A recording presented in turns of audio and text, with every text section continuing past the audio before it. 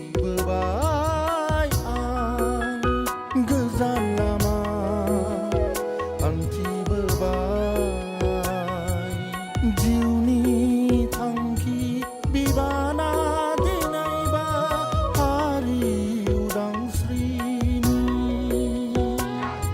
जाफुङै दिखार गोनां रादाब आंनो खिन्थाफैयो मोनाबिलिनि रैसुमै बाराव सिफुं गोजान लामा बे अडिअ केसेटनि फोरमायगोन मानोना गोबाव सम जाबायमोन मेथाइखौ सुजुनायफ्रा थांनाय 6 बोसोरनि बारबाय आरोखि मेथाइफ्रा गोबां सुजुनानै आरो खन होनानै बेखौ जोबथा मोनसे महर होनानै दोनबाय थाखानाय बाथ्राया बेखौ ज' खालामनानै सिडिआव महर होथ'नाय जायाखै नाथाय गोबाव जाबाय आङो लोमजादोंमोन मोनसे समाव गोब्राब लोमजानायाव आं चेन्नाइआव थाहैनाय समावहाय बेखौ फोसावनो गोनांमोन नाथाय लोमजानायनि थाखायनो बा देहा मोजां नङिनि थाखाय बेयो फावसायनो गोनां नाथाय समाव फावसायबाय बे फावसायनाया गोबांथार फावसायनायानो जाहैबाय बेसेबा गोबावनि उनावहाय दिनै खाबु लानानै बेखौ फोसावनो हानाय जाबाय दिनै 16 आगस्ट 2024 मायथाइ मैया भारत उदांस्रि सान फालिनाय दिनैहाय खाबु लानाय जाबाय खाबु लानानै फोसावनो हानाय जाबाय गुबैयैहाय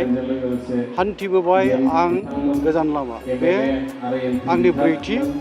दिहुननाय मोनसे अडिअ सिडि केसेट गिबियाव आं दिहुनदोंमोन लामाया जोंनि दोंसेल'मोन बेखौ 2019 मायथाइयाव दिहुननाय जादों बेनि उनावहाय आगोमा अलंबार हाथरखि बेयो जाहैबाय बर' थुनलाइ मुलुगाव जायखौ आं बेफोरबायदि मासि होबोदों सानबोदों मान होबोदों मानोना ब्रजेन्द्र कुमार ब्रह्मनि बिमुङावहाय आगोमा अलंबार हाथरखि बिमुंजों नैथि अडिअ सिडि केसेटखौ फोसावनाय जादोंमोन आरो थामथि अडिअ सिडि केसेटआ जाहैबाय बेयो आंनि जिउ लामायाव आंनि लामा आन्दायनायाव आङो फरायनाय समावहाय लामा गोथेबायमोन बुंनांगोन बे समाव आंनो लामा दिन्थिनाय आंखौ बानजायनानै सासे सुबुं महरै बुहुमावहाय आरो बुंनांगोन माने आङो गोथाङैनो गोथैयानो जाबायमोन आंनि जिउनि दिंग्रा बिन्दो लाबोना होफैनाय आंखौ गोदान जिउ होनाय गोदान जोनोम होनाय आफा जामिनी कुमार नार्जारिनि बिमुङावहाय थामथि अडिअ केसेट आंनि आफा जामिनी कुमारखौ थांनाय 2022 मायथाइयाव दिहुननाय जादों आरो नै दिनैहाय 2024 मायथाइ 16 आगस्ट ब्रैथि अडिअ सिडि केसेट हान्थिबोबाय आं गोजान लामा बेखौ दिहुननो हानाय जाबाय गोजोननाय मोन्दों आरो बावहाय गुबैयैहाय दिनै फुंनि हाबाफारि हिसाबै जोंनि मानगोनां बारग' फोरोंगिरि एसपि बर' गोजौ फरायसालिनि ललित चन्द्र बर' सारा फुंनि गोथार हाबाफारिखौ जागायजेननायनि उनावहाय बेखेवना होदों दिनैनि अडिअ सिडि केसेट हान्थिबोबाय आं गोजान लामा बेखौ जोंनिनो बयनिबो मोनसे समनि फोरोंगिरि आंनिनो सासे बिफा बिथाङाबो आरो सानजारां लकेश ब्रह्म आरो लोगोसे जोहोलाव नीलेश्वर ब्रह्म बान्था मोनगिरि धीरेन्द्र कुमार ब्रह्मनि दारैहाय दिनैनि हान्थिबोबाय आं गोजान लामा बे अडिअ सिडि केसेटखौ बेखेवनाय जादों आरो हाबाफारियाव जोंनि लखिमपुरनि लकसभा समस्तिनि MP प्रधान बर' बिथां आरो जनाय बियाबनि MLA बिथां भुबन पेगुमोनहाबो दिनैनि बे अडिअ सिडि केसेट हान्थिबोबाय आं गोजान लामा बेखौ बेखेवनायाव बाहागो लालांगोन बेनि थाखाय आङो साबायखर जासिगोन बिथांमोननिसिम आरो बे अडिअ केसेटआव गासै 28 मेथाइफोर दङ आरो खनगिरि हिसाबै बावहाय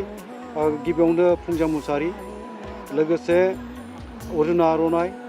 आरो बेनि उनाव आसाब दैमारि गसाइ दैमारि लोगोसे बावहाय रुमखां केरकाटारि आरो आलारि बर' आरो लोगोसे बावहाय आरो जोङो कालिचरन बर' बिथांमोन दङ आरो लोगोसे बावहाय आरो बिबुंसार गयारि आरो सासे दंबावो जारौतानि मालिन नार्जारि बिथांमोनहा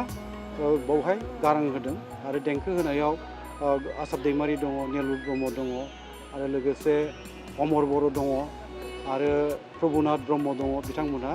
बावहाय देंखो होदों दा सारनि गोबां मेथाइफ्रानो जिथुनाखि हारि सिबिनाय बा समाज सिबिनायनि गोबां जायो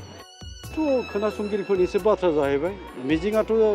माबा मोनसे मा रादाब होदों बे मेथाइखौ खोनासंनायनि उनाव खोनासंगिरिफ्रासो बेखौ मिथिना लानांगोन आंथ' सुजुबाय गारां होबाय रोजाबबाय देंखो होबाय खबाम दैखांबाय आरो दा खोनासंग्राफ्रा बेनिफ्राय मा मोनथिनानै लायो बेथ' खोनासंगिरिफोरनिसो बाथ्रा जाहैबाय आं जोंनि जिउआथ' बा जोंनि जोनोमाथ' मिजिं दङ थांखि दङ दा मोजां थांखि मिजिंखौथ' जों मोगथां महर होनो थाखायथ'